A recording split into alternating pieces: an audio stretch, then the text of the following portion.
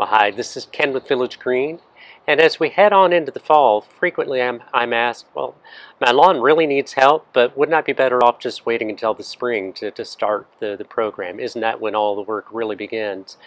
And my answer is no, actually the fall is the perfect time to start in with the lawn health program. The reason for that is in the fall, what we switch over to is, yes, we're gonna treat the lawn for weeds that we see, but mostly what we're going to be focused in on is preventing weeds. So we'll be applying several different types of weed pre-emergence to prevent those weeds from coming up over the fall and then the winter and then on into the spring.